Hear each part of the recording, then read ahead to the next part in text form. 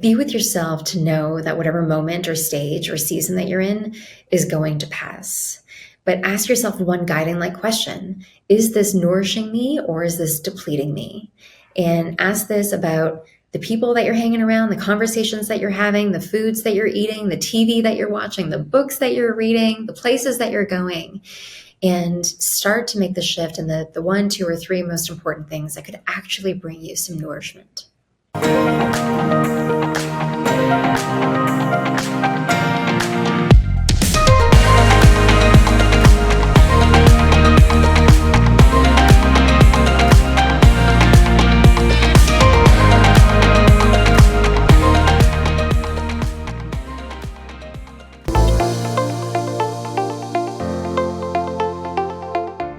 Well, Mona Sharma, welcome to Passion, Love, Pursuit podcast. I'm so excited to be here. We finally made it happen. Yeah, absolutely. I'm so excited. I've had so many people recommend you to me, by the way, just through several different conversations. They're like, you have to have Mona on. I'm like, I know. So I'm so excited to dive into this conversation. Amazing. You are one of the leading experts in overall holistic healing and health and overall wellness. And I've had a plethora of experts come on the show. And I know that even though it is so much your passion to get people to optimal health, I know very much everybody's story is different of why they've had the passion to pursue such a field. So I would love to hear what led you into becoming an expert holistic health and wellness coach. Thank you. First, that's really sweet of you. I don't consider myself an expert at all, but I think that ultimately it just has to do with my own healing journey and now being in this world for, almost 15 years now, and just constantly just being in pursuit of health optimization, but also just like feeling great in my body. And I think a lot of women can resonate with the fact that it's not the case. There's always something that's plaguing us, and we're told that it's common or that it's normal. And we live in this state of suffering. And I think that we're finally waking up to the fact that that doesn't have to be. So prior to health and wellness, I actually come from the cosmetic world. So I was a makeup artist for 20 years. I shifted into the corporate side of things, and I worked for a handful of luxury cosmetic brands. And on paper, it was a dream job. I was able to travel the world, do makeup for fashion shows and stuff like that, work in marketing and training and stuff like that.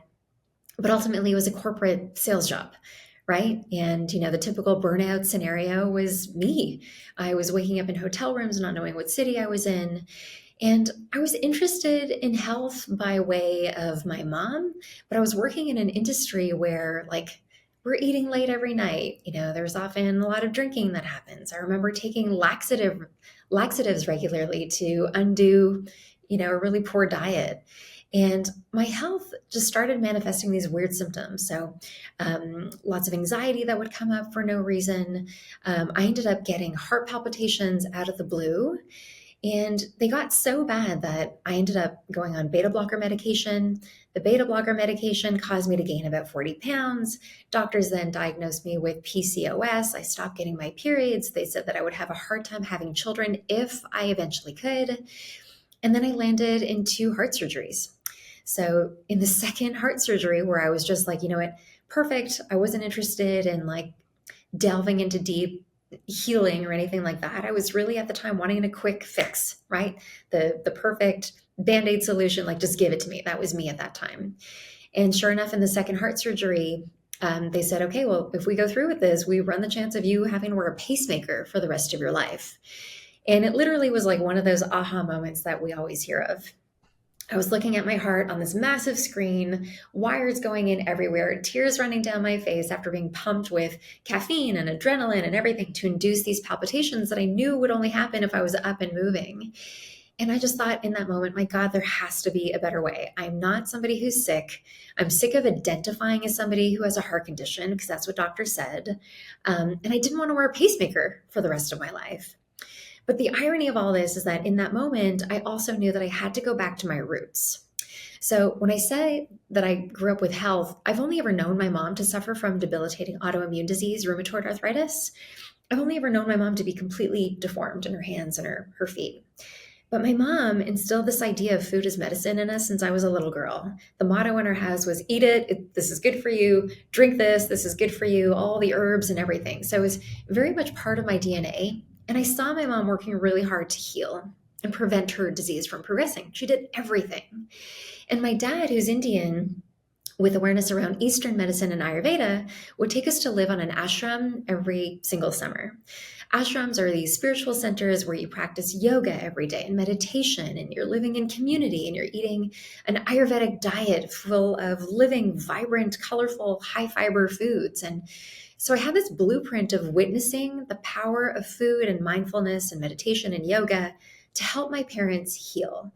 Obviously, living there as a kid, I felt a shift in my energy as well. So in that moment, in the operating room, I knew that I had to go back to my roots. And that's what I did. So I went back to the Shivananda ashram.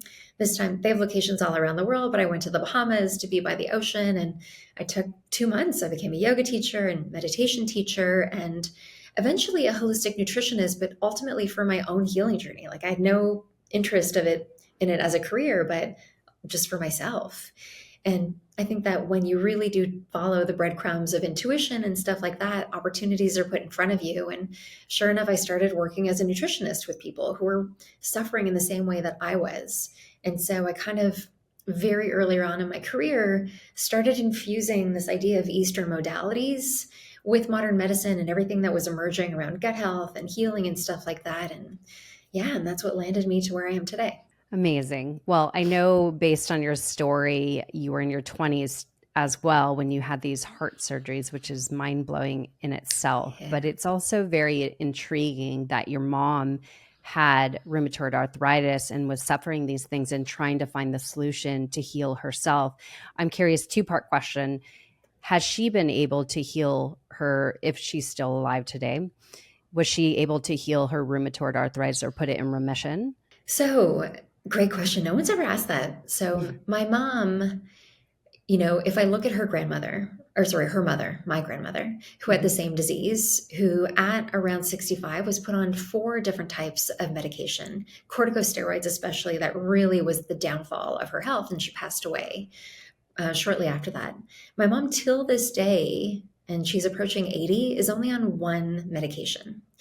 Yes, her disease did progress. I mean, we can talk about so many other things that I think that fuel autoimmune disease, including Like, like the amount of trauma that my mom experienced and sadness and suffering in her life. But yeah, till this day, my mom is still the first person to like, hey, like check out this article. She's sending me things like, check out this supplement, check out this doctor. But I'll never forget in the 80s when she found a doctor that was aware of functional medicine. He was actually the first doctor to get me off of antibiotics. I was on antibiotics every single year oh my from being a goodness. baby until I was 13 years old. And at 13, that stopped because of this man. And the very first book that I remember my mom getting is from Dr. Andrew Weil, who till this day is like this godfather of functional healing, this concept of getting to the root cause. And I really think that that was like the changing moment of everything for both of us. And I'm just so grateful. Yeah, that my Oh, mom just good. had that intuition and she trusted it. Amazing. Yeah. Just hearing your story as how you were growing up going to the ashram and her always questioning and being aware enough to choose the right foods that will love her back. And so I was curious what her journey looked like in putting that in remission, because once you start going on the path of functional healing and root cause approach, that's when, like you said, then you could drop the medication and you could manage it through food, lifestyle, and mindset. So, which that's what we'll go into what you teach today. But yeah, it's fascinating. So, thank you for sharing that. As far as your healing journey, what did it look like for you? And what it was your, if you want to say, root cause, knowing what you know now and teach others, what became your reasoning for why you had these issues that you went through? Yeah, I would say to the same part, looking back now, hindsight's everything.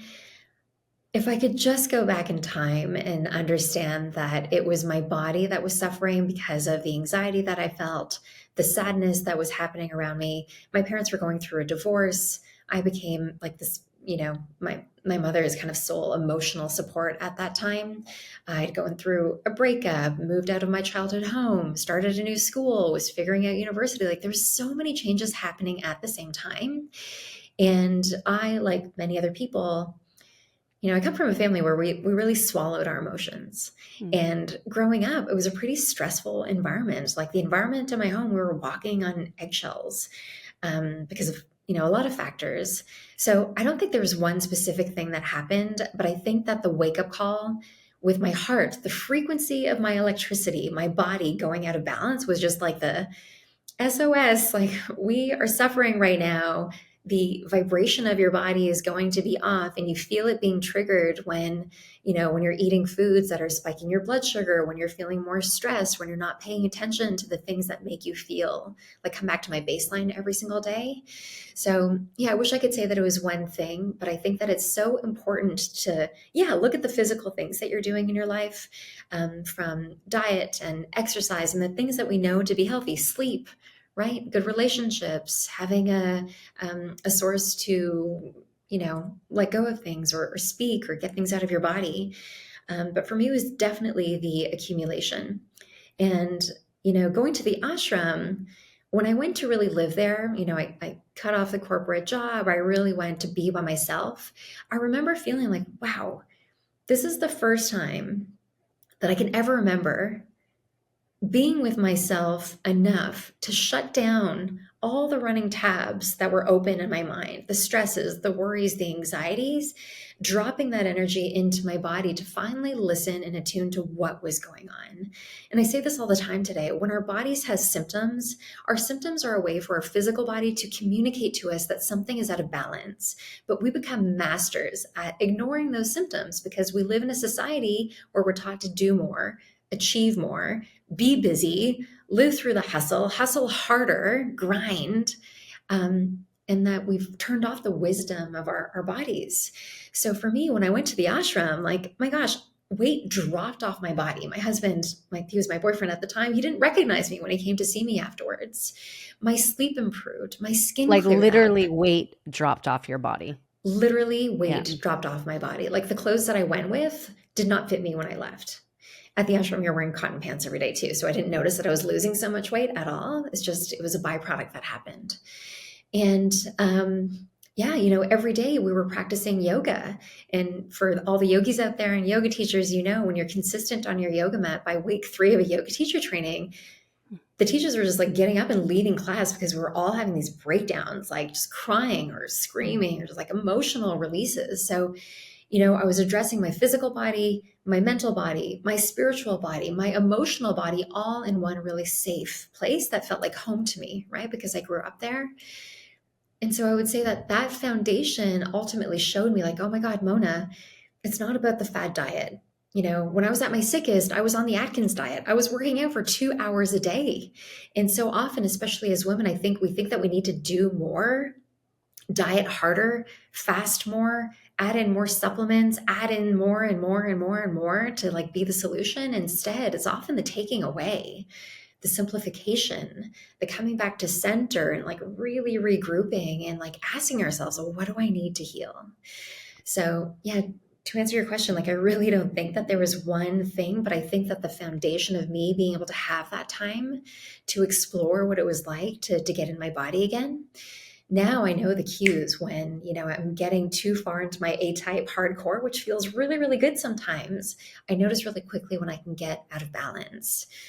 Now, I'm sure you're going to ask this question too. Most people just don't have the opportunity to go away. The version of me today could not escape to an ashram for 1 or 2 months anymore. But there's ways for you to incorporate these holistic lifestyle practices into your daily routines. And I would say my best advice for that is stop trying to practice what other practitioners or doctors or influencers are preaching at you. Like, social media is so loud with like, try this, do this, do this. This is my protocol. Here's what I do. But instead tuning in like, okay, what mindful practice helps me feel good? Is it meditation? Is it journaling? Is it writing? Is it singing? Is it being still? Is it walking in nature? Like do that every day. What types of food actually make my body feel better? So turn off the noise of what everyone's saying that I should be eating. What makes me feel really good, right? And generally, you can assess that by the power of your digestion. When your Mm. digestion's optimized, when your bowel movements are optimized, you're like, wow, okay, this is the type of food that's really good for me, right? And then, of course, your sleep. What are you doing when your sleep is better? You might be off your screens a little bit more. You might be tuning into practices that are nourishing your body and your mind a little bit more. You're addressing the stress in your life, the toxic relationships in your life. But yeah, it's really taking this, holistic view of what it takes for you to come back into your center. I love everything you shared, and I want to unpack a couple pieces of that. One of the big things that I think you mentioned that many can relate to if they're really radically honest with themselves is the difference between being and doing. And like you said, we're so, so good at the doing and even the distraction of doing, right? Like we think we're being, productive, but really we're just keeping ourselves busy and occupied. Yeah, yeah. And I think and I just shared this actually on my stories today because I'm in the practice of being. Let me correct that Mm, because I'm so good at the doing. And I realize actually at the top of the year, I discovered I have like my gut issues came back and discovering because I did mm, lab tests, I have leaky gut. And it's really interesting for me because I feel like I have all the things dialed in. I eat very clean and, all the things, right? This has mm, been a lifestyle for me for so long, but coming to the realization that, I noticed certain stressors that I was having towards the end of last year, or maybe even throughout the whole year.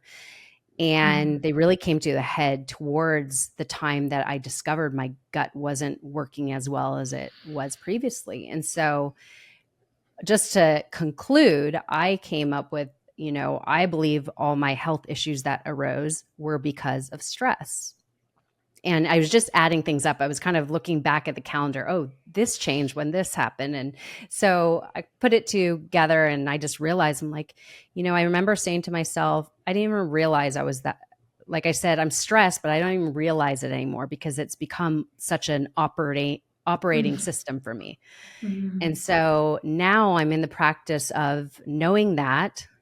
Now I'm in the practice of trying to be more in the doing, like more with ease and flow and surrender opposed to the push, pressure, and need to perform, if you want to say.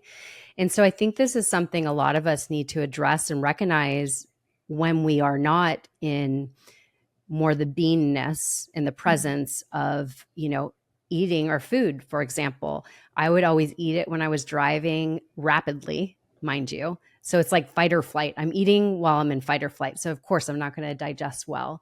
And so I think it's important to recognize these things. So being that said, what is your advice to move from more of the doing action and then moving to more presence in being? My gosh, I'm sorry to hear about all of that. And I think it's important for people like us to talk about the fact that, even me as a nutritionist, it doesn't mean that I've arrived. Like I, like you, my physical body, when I go too hard into my doing, a lot of imbalances do arise. I had a leaky gut a couple months ago from, months and months of ignoring symptoms that were caused by mold, right? Mm. And then, that led to deficiencies within my body. And yeah, so, I think it's really important to maybe just stop and assess this concept. What would it feel like? How does it feel for you to make the shift from, thinking all the time, like thinking about something, to knowing? Just like this knowingness of what you need, what you should be doing, and what makes you feel good. And then also the shift of doing constantly into being, right? There's a very different energy around those words. And the more that we can shift into the act of being, we know the difference. When we are in fight or flight, our body does not function at its best. Our bodies are so insanely resilient, they will operate with you there as long as you have to. And often that leads to over caffeinating, maybe overeating, having less sleep. Our bodies are that resilient that we can cope. But then something hits us and we have to shift back. Our body's genius zone is when we can shift that into our rest and digest state. And if you can just imagine, what would the impact be of you showing up in your day with ease, with confidence, with a calm, sense of peace of mind, with this knowingness that everything is working out in your highest good, with knowing that you were going to choose the best foods for yourself, knowing that you were going to stop the conversations that cause you stress, worry, and anxiety because you're putting up a boundary and instead, just living into feeling what makes you feel best versus the energy of like slamming on the alarm clock first thing in the morning, hustling to get ready, shoving down a coffee, eating in the car, racing to your day, having 35 tabs open on your computer of all the things you've got to get done, not knowing where to go, getting sidetracked easily, going to your phone, racing to dinner, having a glass of wine to cope to try to silence the craziness of the day, having a shitty sleep that night. Like you can see how you can spiral down that loophole really fast because that's what's normalized around us. Yeah. And I think a lot of people associate, like when we're in rest and digest, that it's laziness. But I think that when you have that frequency within your body, we're more productive. We have more clarity. We have more sense of listening to our intuition of the things that we should be doing, what we shouldn't be doing. I think that that's kind of where our genius zone is. And now I think it's up to us to have these conversations around like, are you really living in your potential by being so busy? Right. Right. And us as women, if I were to ask you how you are, oh my God, I'm so busy. God, like we're just so busy. It's like, no, no, no, tell me, like, don't give me that answer. We know everyone's busy. How are you? And if we open up the conversation to like not bitch and complain, but be like, you know what? Like my sleep's been really off lately. I feel a little bit overwhelmed from my schedule. I could really use some direction in my life. I could use some support.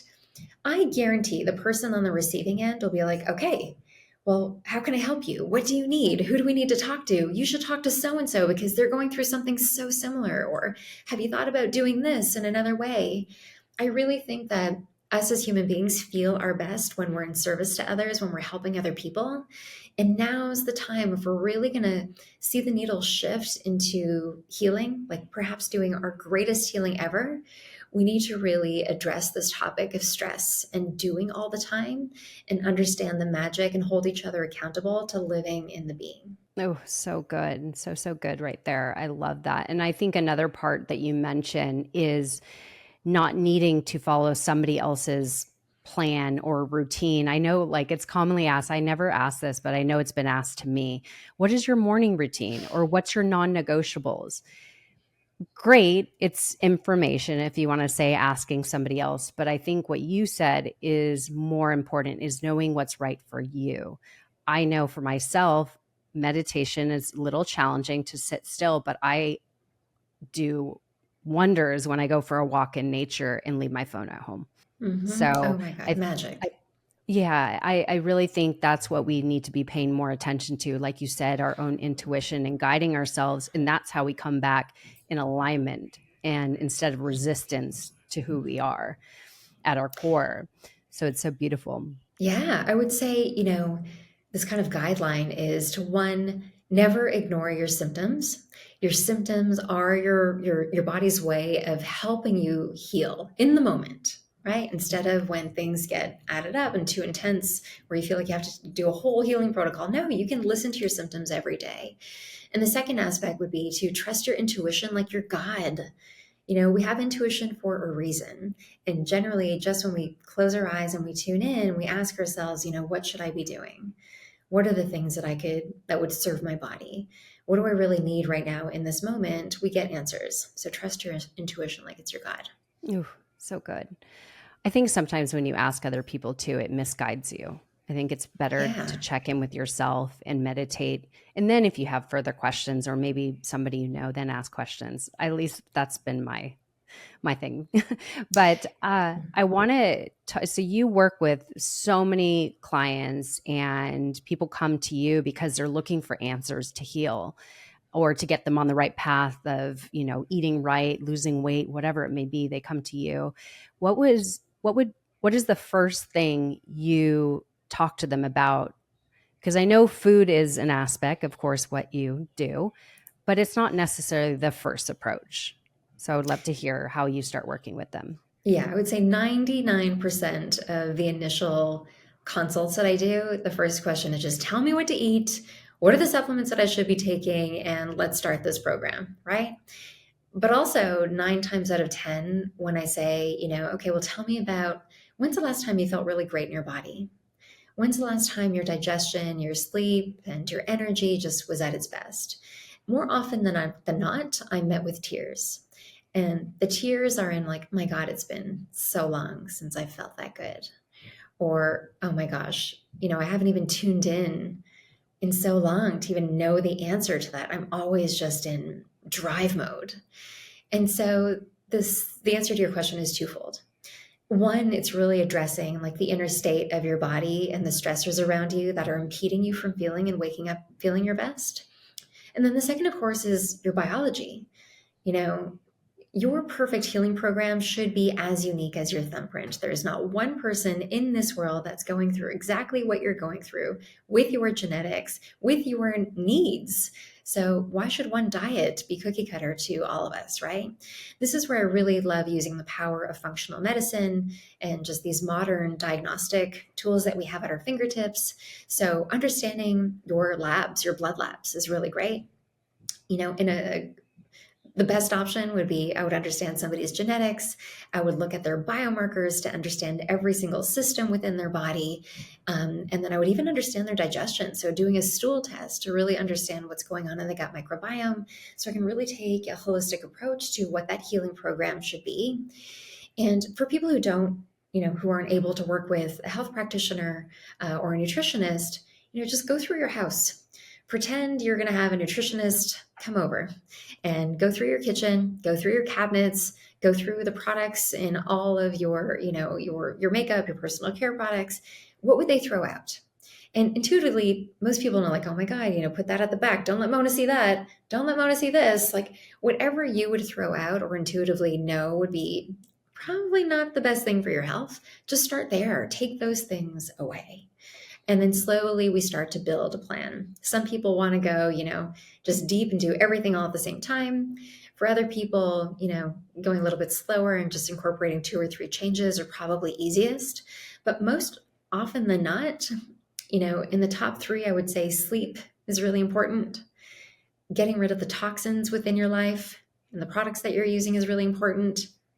And then the third one is your stress. So taking care of those three things prior to changing your diet are almost essential. So good. And I think I've covered this a lot on my podcast about sleep. So definitely there's resources for people to dive into on the podcast, which it is definitely one thing that almost any health person I talk to, any health expert, sleep is number one. As far as moving the toxins, there are so many, thank goodness, different options available that are healthier options. There's so much known today. And one site I like to, or one app, sorry, there's the EWG, but also I use something called Yucca to scan products. It's so convenient and it's amazing. That's all I could say. So I'll put that in the show notes because I think it's like the easiest way without knowing more. Totally. It's hard to inform yourself of all the harmful chemicals that you should avoid. But if you just scan something, it's going to tell you the rating and then it will give you other options. So it's really simplified for us to remove the toxic makeup products, foods. Yeah. I know a lot of people can really empathize, like, God, I'm doing all the right things. I'm eating well, I'm sleeping, I'm doing, I'm taking the great supplements, but I still just don't feel good. And this is where understanding if you have a toxic burden to your body is really important.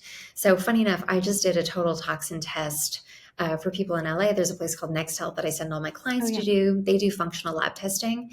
So, I did my total toxin test. And the good news is that all the black mold is out of my body. Yay. It's been a long journey. Wow. But what they did found was an ochratoxin A, which typically comes from coffee, so shitty coffee. This could have been like, I drink really, really high quality coffee. I love coffee, but you just think of residue that's built up within your system over the years.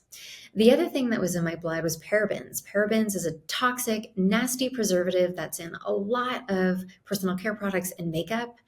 They started taking parabens out 14 years ago, but they still linger around in a lot of products. They found parabens in my blood. And the third thing, which I'm still shocked, is that they found microplastics within my Mm. blood. I'm like, where the hell am I getting microplastics, right? I drink high quality water. I refuse to use plastic drinking bottles. Say that again. I refuse to use plastic drinking water bottles.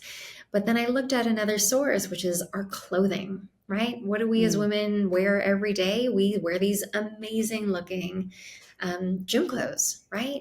And a lot of these brands have been proven to have high levels of plastics. And when we sweat, we open up our pores specifically around our lymphatic system and our, through our groin and our armpits and everything. So those toxins can go into your body.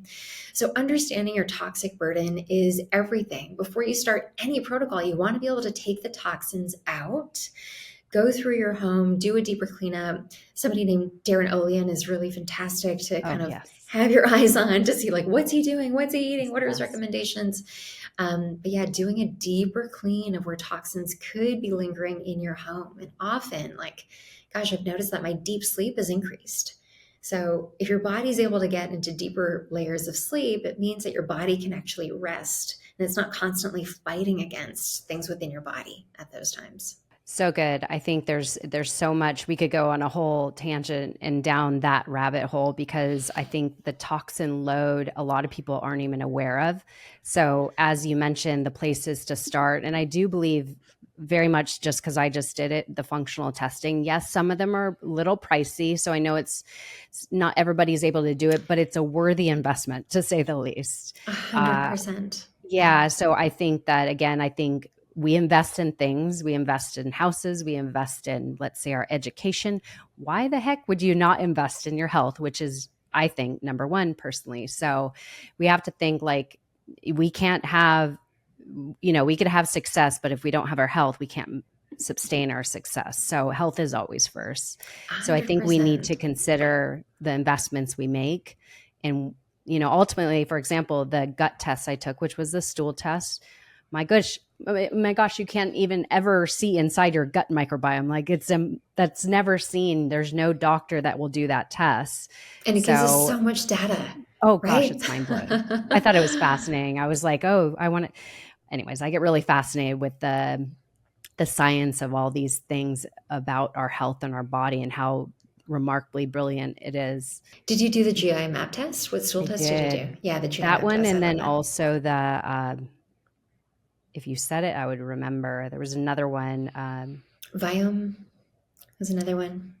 Those are kind of the No, two. it was another GI map and this other type of, was it stool or urine? I think it was a urine test.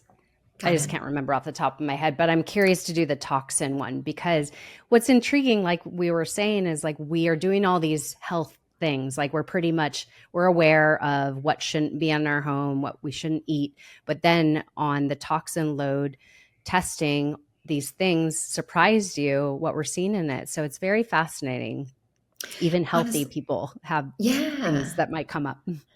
And like Erica, you and I know, I work with so many people who are doing all the right things, but they're still not feeling their best. And I think Right. this is where the wake up call has to happen also. We live in a really toxic world. We have the FDA that is regulating ingredients and saying that they're safe ingredients, food ingredients specifically, that are banned in other countries. If they're banned in other countries in the US, what they're saying is, well, let's put it out in the market, and until we can prove that it's toxic or harmful, then we'll take them out. And now, a lot of people, thank God, are, putting the effort into doing these studies that are proving that these ingredients are toxic.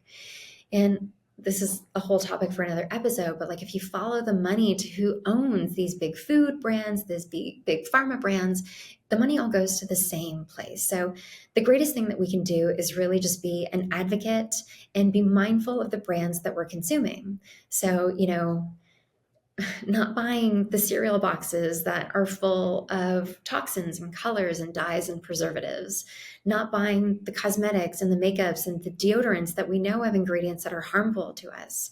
Making a stand, and I know it's more expensive, but choosing to buy organic because it needs to be the way that our foods are grown. Understanding, who the farmers are, if there are any farmers close to you, understanding what it means to buy farm to table and what the impact of making that decision is making on the future of our food. And trust me, like for the people listening, I know it is not easy. And a lot of these products are really expensive. But as they say, you can either make the investment now or make the investment later. And I promise you, it's easier now. As somebody who can say, like, when your health is taken away from you, nothing else matters. The world stops. If you are in the hospital with doctors, being put on medications and stuff like that, nothing matters in that moment. So, what we know today is that a lot of the biggest diseases that are rising, right? When we think about obesity and diabetes and metabolic issues and stuff like that, like these are all preventable diseases. And all it takes is really, really taking control. So, in your free time, do your research, listen to podcasts, find the practitioners who are talking about safer options, buying cleaner food wherever you can, cleaning up the products at home. I promise you, for whatever food addiction you have or toxic ingredient to a product that you have, there is a safer option. You just have to find it. It's so true. I mean, I think that anybody listening to this needs to hear that over and over again, because that's really the radical truth about this is like, what's so interesting is there's so much information these days. There's so much being uncovered too, that we once thought we knew and now it's been debunked, if you want to say, or we've now uncovered the truth behind it. And there's so many people talking about it on podcasts. There's people really leaning in the functional medicine practitioner space because of this. But then obesity is on the rise. Like you said, metabolic health is on the rise, Cancer. inflammation, cancer. Yeah. And it's mind blowing to me. And I wonder, and I want to hear your opinion, why? Why if there's so many more resources, there's so much being shown and told to us of this is the science, this is really the truth behind what's causing inflammation, disease, cancer, but yet there's so many people that are still unhealthy and unwell and getting sicker and sicker. Why? Stress and anxiety related disorders are higher than they've ever been in history. If you look under a microscope at, free radical damage within the body, you can literally see these like blood cells with spiky, jagged edges, right? This is inflammation. Mm. When we are inflamed from feeling stress and anxiety, from not getting enough sleep, from being worried about the future, from having access to global news happening everywhere with the visuals to match it to make it feel like it's happening right in front of us, to a food system that isn't giving us high quality, nutrient dense food anymore, to not being able to consume the water that's coming through our pipes because it's loaded with so many toxins and plastics and medications, to poor quality air that we're breathing in every day, to the products that we're using, the toxins that we're using, the thoughts that we're thinking that are being communicated to every cell in our body. Like, we really have to say, like, wow, looking at all of this, it really is no surprise that we are sicker than we've ever been before because it's too much. And, for me, I really have to be mindful about who I'm listening to because, gosh, working in this industry, being exposed to so much, but also wanting to help others and make an impact, it's like, oh my gosh, you can get into this wormhole of how deep this issue goes. So this is why I say, like, the first step has to be taking control of the power of your thoughts and the power of your own body. If there's any way that you can lower the stress in your life, you can bring your body into balance, get better sleep, and even like address emotional regulation or release, let that be step number one. Step number two is control what's in your house. You can control everything that comes into your household. So start there. And then the third thing would be to look at the area that's in most need. So, maybe you do your blood labs once a year to understand, like, is it your hormones that has to be dealt with first? The quality of your digestion? Is it your glucose and your metabolic health that needs to be addressed first? And then just go after that one thing so you're not overwhelmed. And over time, as you do things that would be beneficial to you, when you feel the difference in how you feel and how you can show up every day, then my gosh, that's all your body needs. Like, more of this. It's your inner guidance system that tells you what to do more. And I think that's essential. So good. Well, one of the first things you talked about was the mindfulness. And I know that's a term thrown around a lot today. Yeah. But how does somebody, or can you explain what mindfulness means? And also, how does somebody begin a practice to be more present and mindful and present in their, or sorry, I just said that, present in their days, so that they could then find this, if you want to say, this peace within themselves where they're less stressed and they're, we talked about the doing, obviously we need to get more in the being, but the practice of mindfulness, how do we begin that? Yeah, I think we overcomplicate this. The act of mindfulness is simply being mindful. Like, oh, I'm mindful in this moment that I feel really stressed. I'm mindful that I'm making a lot of poor choices when it comes to my health. I'm mindful that I'm not getting great sleep. I'm mindful that I'm feeling really reactive in my conversations with other people. It's simply addressing what the imbalance is, right? And then we can offer these proven mindfulness practices that our ancestors have practiced for generations that are now being backed by science, right? Meditation every day, we know can shift our nervous system from fight or flight into rest and digest, where a body can heal and function at its best. The power of journaling. There's incredible studies on, being in nature, forest bathing, right? For people who have anxiety and depression, they literally, the depression symptoms dissipate, right? Just from being outside, acclimating with the power of nature, which is something that we used to do so much more of, right? Right. When we think about the idea of compassion and love, when we look at, places in Japan, you'll see seniors sitting outside of, play schools, like schools for little children. They're witnessing youth and laughter and playfulness and the impact that that has over their physiology. We don't do that in the US, right? But there's so many different mindfulness practices that are out there. I think it's important that you move to the number one position of your priority list.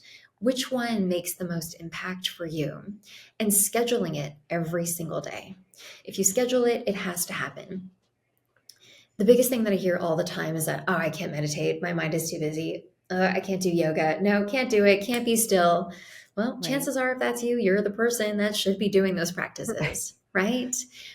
We are masters at having this really strong and passionate, driving, egoic mind. Our thoughts are always driving us to keep us safe, to avoid being in the moment. We're constantly thinking about the future or the past, so often rarely present. And we get really used to having a constant chattering mind. But this is the deepest work I would say I'm doing now is like, okay, stepping back and witnessing, well, who's saying that? Like, where does the anxiety come from? Why did I just have that thought? Why am I worried about this? Why am I so stressed right now? Why am I affirming that I don't feel good, right? Who's that voice? And instead, just dropping down into my body. And let's do it right now. For everyone listening or watching, I want you to take all of your awareness down into your feet. Just sink out of your mind. Your mind will be with it in a second. Drop all your awareness down to your feet. Feel the four corners of your feet, wiggle your toes. If you want to visualize even being in nature, what would it feel like with your feet in the sand, in grass, in the ocean, on a mountain? Just visualize what it would feel like for your feet to be rooted in the earth. And it just takes a second, right? It drops the awareness out of our head all the way down into our body. For me, I think incorporating visualization is such a powerful technique because your mind doesn't know the difference of a memory or a feeling happening in the past versus happening in the present moment. So you can shift your own physiology. Like, you have the superpower. It's not me. You can do this on your own, but it is up to you to schedule it and practice it every single day so that you can reap all the awards, so that you can reap all the rewards from those practices. I just went to the beach, so I Me felt that. too. Yeah, it's you know, magic. yeah, I think there is, and you touched on it. I think it's, and this is partly when you went to the ashram, is returning back to the basics. And Mhm. I think that's what it's more about, like not adding so much in, but possibly letting go of things that are no longer serving you, and less is more sometimes. And so I think we're learning that. And I know that's where the biohacking world is like getting us back to nature with technology, or if you want to say shortcuts, but relatively it's about getting back to the basics. And so I think that's what we have to think about more of. Going into the second pillar that you mentioned, the food and the toxicity load in our house, but food as medicine, if we could about that a little bit because, of course, this is part of your work. What do we need to know? And this is could be a whole episode, but what do we need to know about food as medicine, and how could we utilize that to, instead of eating foods that hurt us, eating foods that love us back? I love that. I would say first and foremost, let's make a stand to stop looking for the next perfect diet. We have enough data in history to show that every single diet out there can most likely work for you temporarily until it doesn't, right? Right. And, we have to understand whenever we do anything too much or too often, it could be throwing something else in the body out of balance. But I would say that there are some foundational truths. Number one, our body loves hydration. Hydrating with high quality spring water is what I advise the most. Hydration every single day. Start your day off with hydration. When it comes to the types of foods that are best for you, yes, you can do a genetic test to see which foods your constitution can actually metabolize a lot easier. But I always say just trust in nature. Trust what nature gives us. So at the ashram, we would always say, focus on colorful foods. Foods that come from the earth are grown in soil. They've got the wind around them. We've got sunlight energizing them. They're literally high quality, vibrational, colorful foods that we then consume into our bodies. Now, the challenge is we often consume strawberries, for example, or bananas that were plucked before they were ripe. They're often given a chemical in their transport time to help them ripen so that they look really beautiful by the time they hit the stand in the supermarket, right? So this is where I say, like, eating seasonally wherever you live could be really powerful because you're going to be getting food that was grown at a closer time and has to undertake less transit time before you actually consume it. Fiber, we're learning, is essential to our gut microbiome. If we really want to optimize our gut health, which is the source of so much health optimization, right? We have to focus on fiber. And this comes from lots of fruits and colorful vegetables every single day. When it comes to protein, from an Ayurvedic standpoint, like, there isn't a lot of animal protein in Ayurveda because you take on the death of an animal. I'll have animal protein once in a while. I definitely don't have the crazy 90 or 100 grams of protein that's being preached right now. But when I do have animal protein, I just make sure that it comes from a high quality source, that the animal had a life. If I knew the farmer or knew where it was grown, fantastic. If that's a priority for the farmer, because you can always think also energetically, like, if we take on the emotions of the animal when it was living in fear, knowing that it was about to die, the surge of cortisol that goes through that animal's blood, that then often is frozen, right, in time. So it's as intense in the animal protein that we take home, throw on the grill, and then we consume. Guess what? We're taking in those hormones, right? So it doesn't matter if an animal hasn't been given added hormones, it has its own hormones. So just being mindful of that. And again, this is the type of thing, if we make a stand within the food industry, the prices of high quality, ethically grown and treated animals has to go down and become more affordable for everyone. But I always say, trust in nature. Listen to your body. If you're digesting animal protein with ease, amazing. Do you want to have some good quality fats also for brain health and the health of your hormones? Yeah, 1000%. But just be mindful of what you're consuming. So good. Yeah, absolutely. The other thing I was going to ask you, let's say somebody, as ourselves, good health, but we want to take it to the next level. We want to optimize it. What would we do differently if you were to take it up a notch? I'm going to give you 2 answers to that question. So the first part of me wants to say, what I did in January. I had my genetic test done, full blood panel done, my stool test done, saliva test done, to really understand the biology of what was happening in my body. Sure enough, then I go on a food protocol and a pretty extensive supplement protocol to make up for the imbalances. The other part of this answer is to pull back and say, hang on a second. What's being preached most today? Getting to the root cause. Me throwing supplements at my body and a food program and biohacking at my body isn't getting to the root cause. So right now, the deepest work that I'm doing in my healing is ultimately my nervous system, what it's like to live in my body. And I think that a lot of us are very aware of our sadnesses, our stresses, our anxieties, and our traumas, whether it's big traumas or little traumas. But the awareness doesn't mean that we've necessarily processed them. And I think that a lot of these issues, these emotions, they live in our bodies like memories. And there's a really amazing book by Deepak Chopra called Quantum Healing. And God, he just goes deep into this, and he's got decades of insight and knowledge and science to really back it up. But when you deal with your nervous system and that regulation, for me around my heart, like dealing with the stressors of the time that were causing the frequency to go off in my heart, I feel like right now I'm working with, an incredible practitioner to understand the thoughts that come up. And I promise you, if you just spend one day witnessing your thoughts, what that roommate in your head is constantly saying to you or criticizing you, when you're in like a mindful state about it, you're like, oh my God, again, another thought. Oh my God, like, okay, what else? You're criticizing this, you're criticizing that, you're hard on yourself here, you're criticizing yourself over and over and over. You feel like a crazy person. But in this practice, all you're recognizing is how often you're in judgment of yourself. If you're constantly in judgment of yourself, how on earth do you think your body can heal and operate at its best? It Right. can't. It's constantly being put down. The quality of your thoughts are being communicated to every single cell in your body. So, what do you believe about yourself? Do you really wake up with joy and happiness? Do you feel safe in your body when you close your eyes? Can you stay there for a really long time and feel a sense of peace and optimism? Or more often than not, can you get yourself there, but you're constantly shifting out? And I think it's really understanding, like, really dealing with the stuff that's within.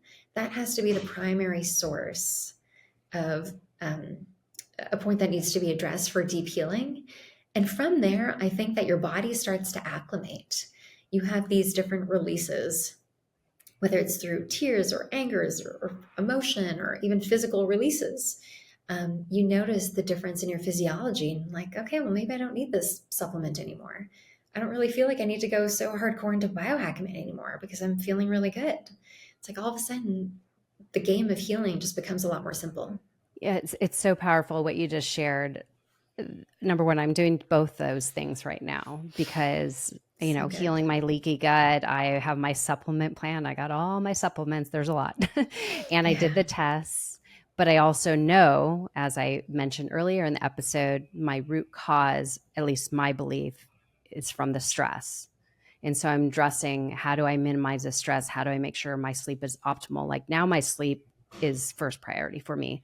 So I even Amazing. think it's funny. I was invited to go to a dinner in, like, I live outside of LA now in Westlake Village, and it was a dinner in near Hollywood on a Wednesday at 8 p.m. And I'm like, sorry, I cannot do that because I got to get to sleep. Because I know if Amazing. I want to do what I normally do in my weekdays specifically, is I wake up early, I go to the gym, start my day, and I sleep well that night. I make sure to go to bed. I go to bed at like 9. So me going to dinner and then coming home, let's say, I don't know, 12, it doesn't work with me. It's not aligned anymore. And yes, I would love to see these people, but I've put certain priorities in place because it is most important to me to be on this holistic healing journey. And so what that looks like is really being in tune with making sure I manage my stress, making sure my non-negotiables are in place. And so I think the conversation overall is about holistic healing. Is It's not one thing. It's not one diet, as you mentioned. It's not one supplement.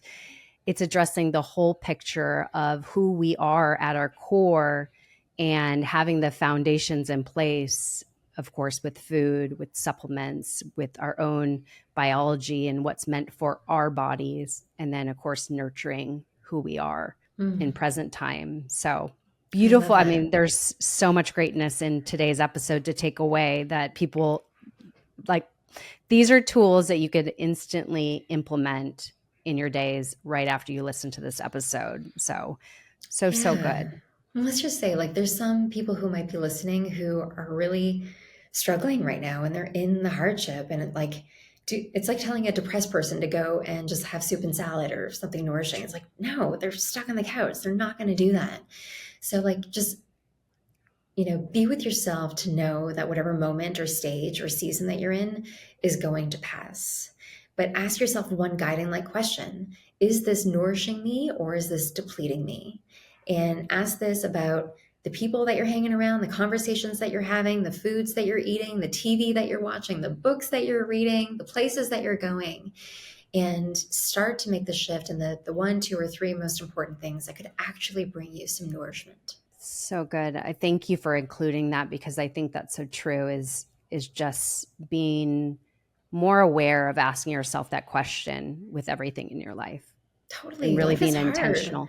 And life can Yeah. feel really hard. And it's hard to find a lot of like the really sweet stuff. We know it exists, but even having this conversation, it's like there's something within us that's like nudging us to a new way of being, of feeling, and living. And we have to trust that as much as it's a struggle to get there, there's also something pulling us forward, right? Beautiful. Well, Mona, I love this conversation. There's so much goodness, and I know people are going to want to learn more from you. I know you have a podcast that should be available once this podcast episode comes out. So, can you plug in your podcast that is now launching on all platforms? Thank you. Yeah, it's finally happening. So, I have a podcast launching that is called Rooted in Wellness, and it really ultimately was inspired by my own healing journey, taking the magic and the beauty and the insight of ancient rituals and merging them with the latest scientific research. So, stay tuned for that. I love to stay in touch with people on Instagram. So, my handle is just at Mona Sharma. I have an incredible brand called Jicama, which is a prebiotic root vegetable. We've got a great beverage and lots in the works coming, but you can find that through Jicama Life or through Mona Sharma. Amazing. Thank you so much. Just to learn a little bit more about jicama, Yeah. can you give us a little snapshot into what is the powerful benefits of jicama? Okay, so 14 years ago, I was looking for a swap for things like crackers and chips and cookies. And I found this like root vegetable at the grocery store that looked kind of ugly, but I gave it a go. And it was jicama. Jicama is the cross between a potato and an apple. It's got this sweetness to it, but it has this resistant prebiotic starch in it. So it's a prebiotic root vegetable. It's also loaded with vitamin C, so great for your immune system. Lots of hydration in it also, so great for hydrating the gut microbiome. And it pairs perfectly with things like dipping it in almond butter or with some tahini or some yogurts or whatever you like. And when I was pregnant with my daughter, we decided to juice it one day, and the juice from a jicama tastes amazing. Like literally, if you have a cold jicama, just go and blend it and juice it. It tastes awesome. And by whatever intervention, we ended up partnering with these mixologists that made us three flavors of a sparkling water. We launched at Coachella, and we were the number one selling beverage after beer and water. So it has Wow. 6 grams of prebiotic fiber per can. Yes, it makes a great mixer for people out there who love a mixer. But we've developed a whole line of food and beverage products, which is in the works right now. But yeah, it's a functional beverage that we wanted to create that doesn't sacrifice the fun or the flavor. Amazing. That will be in the show notes for everybody to take a look at. I was trying to find it at my local store. Have not tasted it yet, but I'm super excited. And I will be going to the grocery store later. So I will grab myself some jicama and juice it and just so I could experience it myself. But when somebody is consuming, since it's a prebiotic, should they be having it before their meal, with their meal? Does it matter? It serves. Doesn't matter. It works towards helping you get to an ideal goal of about 35 grams of fiber a day. Do I have clients who say that it does help with their bowel movements? Yes, we've gotten that as a review. Is it going to make you run to the bathroom? No, not at all. So, my favorite time to drink it, I would say, is like midday or actually after dinner. It really curbs my, I have a sweet tooth. It really curbs my sweet tooth a little bit. Um, yeah, enjoy it Amazing. anytime. Yeah. Amazing. Amazing.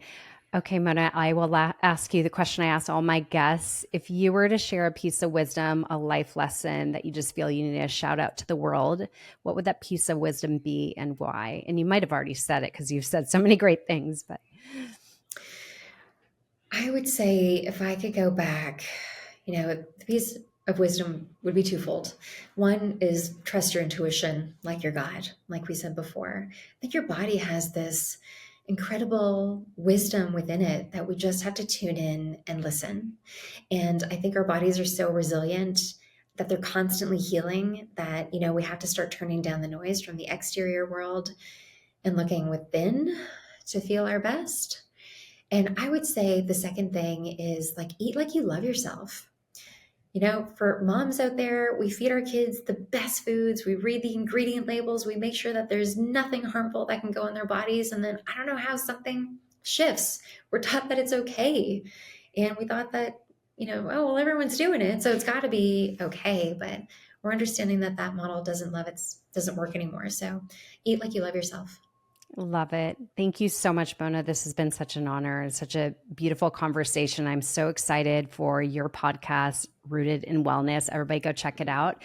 And everything else will be linked in the show notes. Thank you again, Mona. Thank Appreciate you. you. Yeah, it was so great to connect. Thank you.